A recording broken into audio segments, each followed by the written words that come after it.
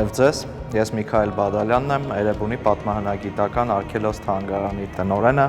մասնագիտությամբ հնագետ, ուրարտագետ։ Այժմ մենք գտնվում ենք Հայաստանի կարևորագույն կրթական և մշակութային հաստատություններից մեկում, Էրեբունի թանգարանում, որը հիմնադրվել է 1968 թվականին Էրեբունի Երևանի 2750-ամյա Հոբելյանի առթիվ։ Էրեբունին այն եզակի հնավայրերից մեկն է, որտեղից գտնվել են բազմաթիվ, իսկ ավելի կոնկրետ 23 կոթողային սեպագիր արձանագրություններ։ Ընդհանրապես, սեպագիրը գրային համակարգ է, որը ստեղծվել է մեզանից մոտ 5000 տարի առաջ Շումերում, Միջագետքում։ Այնուհետև այն զարգացել է և տարբեր երկրներ, տարբեր ժողովուրդներ փոխ են առել սեպագիրը որպես գրային համակարգ։ Դրանց թվում էին նաև մեր նախնիները, ուրարտական տերության հզոր արքաները,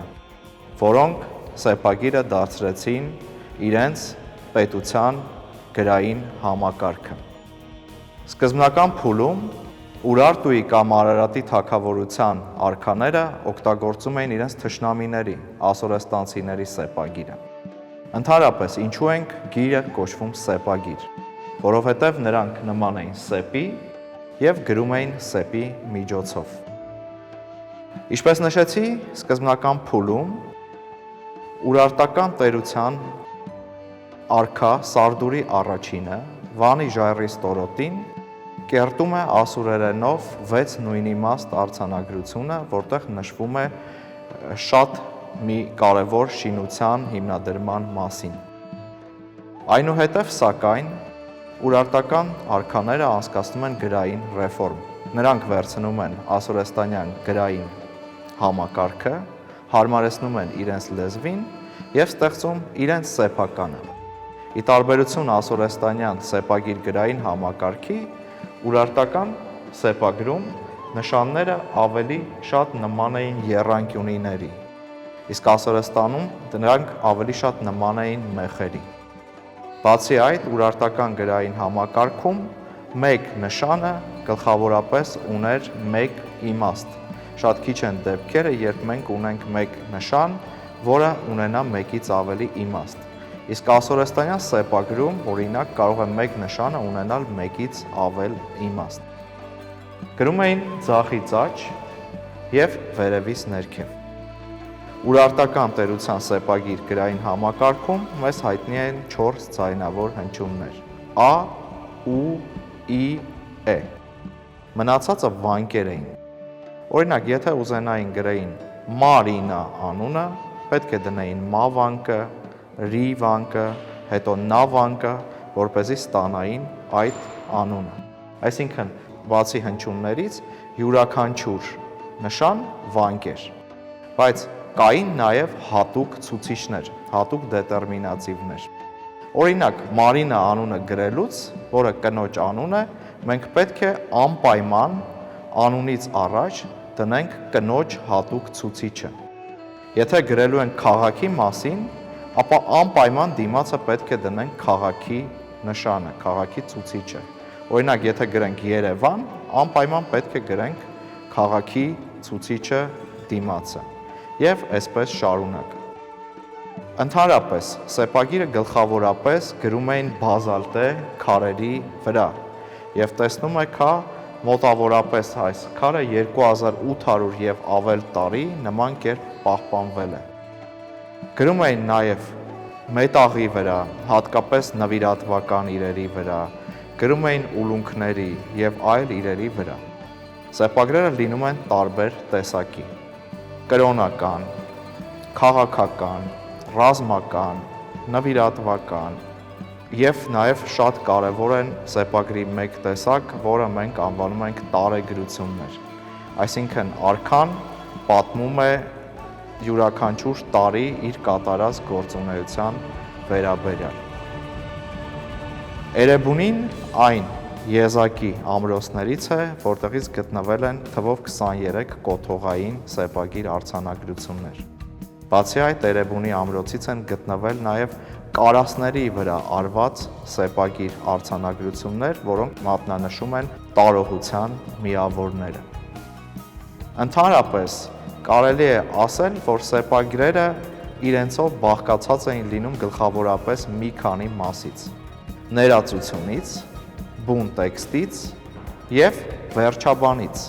որը լինում էր կամ արքայի տիտղոսաշարը, կամ անեծքի բանաձևը։ Ձեր առջև գտնվում է չափազանց կարևոր մի արձանագրություն։ Այն ահռելի նշանակություն ունի մեզ հայերիս և Երևանի քաղաքացիների համար։ Այս արձանագրությունը Երևանի մի քանի հազարամյակը վկայող պատմությունն է փաստում։ Այն Երևանի քարե անձնագիրն է։ Հենց այստեղ է Ուրարտական տերության հզոր միապետ Արգիշտի առաջինը թողել սեպագիր արձանագրություն, որտեղ պատմում է Էրեբունի քաղաքի հիմնադրման մասին։ 1950 թվականի աշնանը գտնվեց այս սեպագիր արձանագրությունը։ Այնուհետև գտնվեցին նաև միանման ևս 3 արձանագրություններ։ Այսինքն Երևանը ունի իր քարե 4 նույնօրինակ արձանագրությունն է։ Ընդհանրապես ուրարտական արքաները ունեին նաև այսպիսի մի գործունեություն, երբ կարող էին անել նաև յուրաքանչյուր սեպագրի կրկնօրինակը։ Դա խորհրդանշական իշխանության հանրահռչակման մի կարևոր միջոց էր։ Պատկերացրեք հասարակ մահկանացուն նայում էր սեպագրին, նա չէր հասկանում սեպագիրը, սակայն հասկանում էր, որ դա արվել է արքայի կողմից, ով նվաճել է այս կամ այն երկիրը։ Ընդհանրապես նվաճված երկրում սեպագիր դնելը կնիքն էր այդ երկրի նվաճումը վավերականացնելու, օրինականացնելու։ Երբ ուրարտական արքաները նվաճում էին ինչ-որ երկրներ, նրանք սովորաբար մոտակա ժայռերին անում էին սեպագիր արձանագրություններ, ինչպես օրինակ արվել է Հայաստանի տարածքում, օրինակ Շիրակում, Գառնիում, Կոտայքի շրջանում և այլուր։ Վերադառնանք Երևանի ծննդյան վկայականին։ Փորձենք կարդալ այն տեքստը, որը Արգիշտի առաջինը թողել է մեզ։ Փորձենք կարդալ այս սեպագիր արձանագրությունը։ Սկզբում առաջի տողում ունենք Աստծո գաղափարագիրը։ Այնուհետև խալդի է, ուրի է, ինի է, խալդին, տիրոջը, այս տունը, խալդին ուրարտական տերության գերագույն աստվածներ։ Հաճախ ուրարտական միապետները համարվում էին երկրային խալդի երկրի վրա և խալդի Աստծո կամքի իրագործողները այս աշխարհում։ Այնուհետև ունենք տղամարդու ցուցիչը, արգիշտիշե, կրկին տղամարդու ցուցիչը, մի նու ախինիշե, Արգիշտին, Մենուայի որդին, շիդի իշտումի, կառուցեց, էգալ բադուսի, ամրոց հոյակերտ, տերուբի, քաղաքի ցուցիչը, որից հետո մենք ունենք քաղաքի անուն, էրբուունինի տինի, դրեց Էրեբունի անվամբ։ Այնուհետև ունենք երկրի ցուցիչը, երկիր բի ա ի նա ու է ուշ մա աշե, ի հզորություն բիայնա երկրի, կրկին երկրի ցուցիչը, երկիր լու ի նա ու նա պա խի ա իդի, ի սարսափ թշնամի երկրների, այնուհետև ձեզ արդեն ծանոթ Աստծո ցուցիչը և կրկին խալ դի նի ալ սու ի շինի, խալձյան մեծությամբ, կրկին արդեն ծանոթ տղամարդու ցուցիչը, արգի իշտինի, Արգիշտին, այնուհետև էլի տղամարդու ցուցիչը, մի նու ախի, Մենուայի որդին, Արգիշտի հայրն էր, Ուրարտուի հզորագույն արքաներից մեկը, Մենուան, այնուհետև երբ մենք ունենք երկու եռանկյունի, դա դեպի ձախ նայող, դա նաև կարդացվում է որպես արքայի գաղափարագիր։ Արքա դա նու, արքա հզոր, կրկին արքայի գաղափարագիրը, հետո մեզ ծանոթ երկրի գաղափարագիրը, արքա երկիր, բի, ի, ա, նա, ու է, բիայնա երկրի արքա, ահլուսի տերը, քաղաք, տու, ուշպա, ա, է, էլի քաղաք, տուշպա, քաղաքի տերը։ Այսինքն մենք սկզբից ունենք ներածությունը, որտեղ Արգիշտին պատմում է, որ Խալդի Աստծուն, Տիրոջը իրազեկում է, որ կառուցել է մի տուն, այսպես ասած, այնուհետև նշում է պատճառը, որ Էրեբունի քաղաքը կառուցել է ի սարսափ թշնամի երկրների և ի հզորություն Բիայնա երկրի։ Սա պատճառն է բուն տեքստը, որին հաջորդում է արձանագրության վերջին հատվածը արքայի տիտղոսաշարը, հզոր արքան, Բիայնա երկրի արքան, տերը տուշպա քաղաքի։ Սա Երևանի ծնունդը վկայող քարե անձնագրերից մեկն է։ Նման արձանագրություններ ևս 3-ը գտնվել են Էրեբունի ամրոցից։ Դրանցից մեկը պահվում է կրկին Էրեբունի թանգարանում, մեկը իր տեղում գտնվում է Էրեբունի ամրոցում և մյուսը Հայաստանի պատմության թանգարանում։ Սա յուրօրինակ PR-ի խորհրդանշական իշխանության հանրահռչակման ձև է, երբ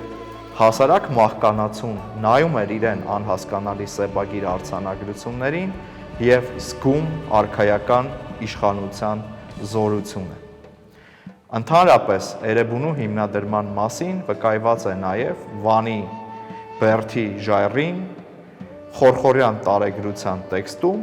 հին մերձավոր արևելքի ամենամեծ սեպագիր արձանագրության տեքստերից մեկում, որտեղ Արգիշտի արքան պատմում է Էրեբունի քաղաքի հիմնադրման և այստեղ 6600 գերիներ Խաթե և Ծուփանի երկրներից վերաբնակեցնելու մասին։ Ծուփանին դա մեր մեծ հայքի պատմական Հայաստանի Ծոպք նահանգն է, Խաթեն պետք է նույնանա Մալաթիայի շրջանի և հարակից հատվածների հետ։ Այսինքն Արգիշտի արքան այստեղ է վերաբնակեցրել 6000 ռազմագերիների։ Բացի այդ, նաև խոսվում է Էրեբունու հիմնադրման մասին Խորխորյան տարեգրության կրկնօրինակը համարվող Վանի Սուրբ Սահակ եկեղեցու տարածքից հայտնաբերված սեպագիր արձանագրության տեքստում։ Մենք կարող ենք փաստել, որ այս արձանագրությունը եզակիներից է աշխարհի հնագույն մայրաքաղաքների, մենք կարող ենք փաստել, որ իդեմս այս արձանագրության մենք ունենք շատ մի կարևոր փաստ, որ Երևանն աշխարհի ամենահին մայրաքաղաքներից մեկն է։ Եվ ի տարբերություն շատ մայրաքաղաքների, որոնց ծնունդը պատմվում է լեգենդներով, Երևանի ծնունդը ավետվել է, փաստվել է հենց սեպագիր արձանագրությամբ։ Ըստ մի շարք հեղինակավոր մասնագետների, Էրեբունի անունից է հենց ծագում Երևան անունը, Էրեբունի, հավանաբար Երևան անցումով։ Պետք է նշել, որ ասորեստանյան սեպագիրը, որը փոխ են առել ուրարտական արքաները, չուներ V հնչյունը, և ուրարտական միապետները պետք է V հնչյունը փոխարինեին այլ հնչյունով։ Դա մոտավորապես նույն իրողությունն է, երբ ինչ-որ մեկը լատինատառ հաղորդագրություն է ուղարկում հայերեն լեզվով, պետք է փոխարինող հնչյուններ, փոխարինող տառեր գտնել։ Եվ ըստ երևույթին չի բացառվում, որ Էրեբունու նախնական անունը հնչել է որպես Էրևունի, որը շատ ավելի մոտ է Երևան անվանը, և հենց Էրեբունուց է ծագում մեր մայրաքաղաք Երևանի գրավոր պատմությունը, որովհետև Երևանի տարածքում կան Էրեբունուց շատ ավելի հին, նույնիսկ մոտ 6000 տարվա պատմություն ունեցող բնակավայրեր, որոնք մեր քաղաքի պատմության կարևոր մասն են կազմել։